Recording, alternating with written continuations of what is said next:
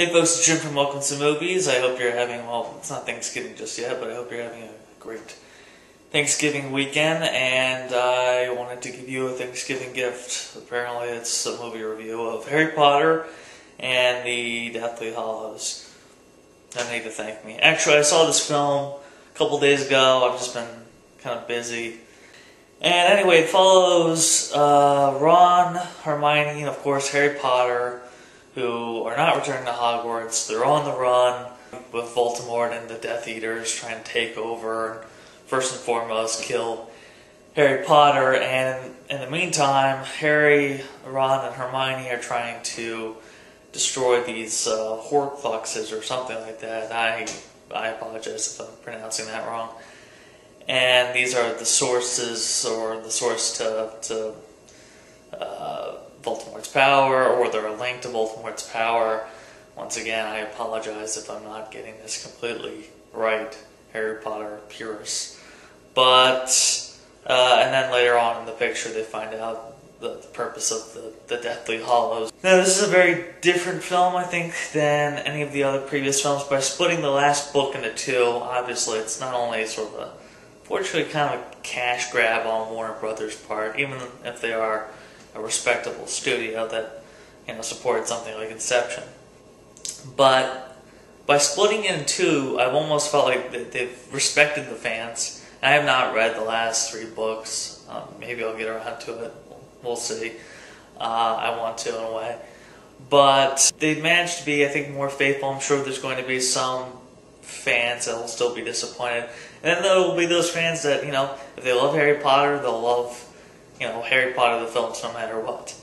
But by splitting it in two, you just give more time to, I think, develop the characters. The first one is very slow. It takes its time, but I think to the film's benefit, then there are some other times where it's slow unnecessarily so.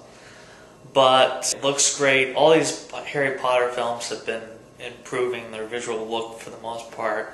You know, aside from those two Christopher Columbus films, which were kind of films that you could take or leave, they've improved greatly, I think, for the most part.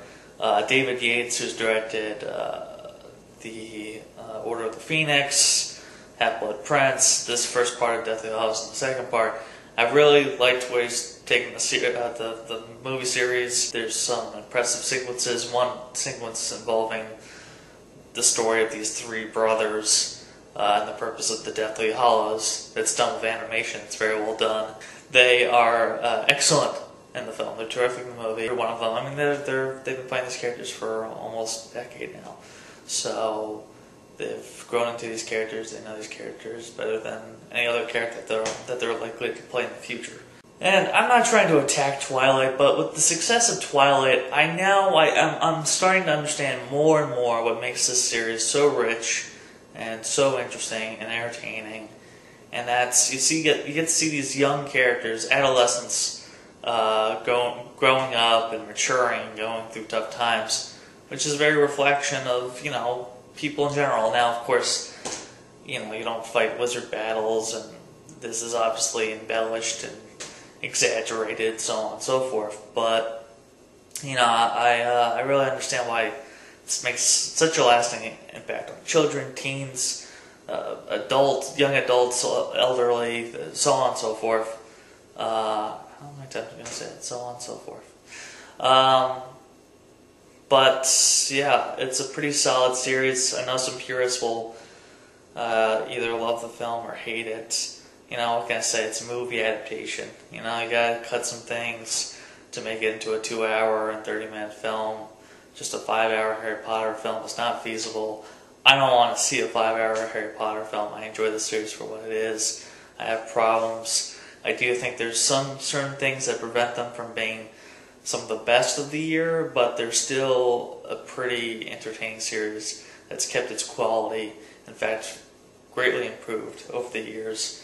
And it'll be a shame to see it end next year, but I'm also very excited to see it come to a conclusion. Thank you to all my subscribers. I only have 8 subscribers, but hey, thank you to all of them, and followers, watchers, commenters, all that. You're all great, and I hope you have a happy Thanksgiving.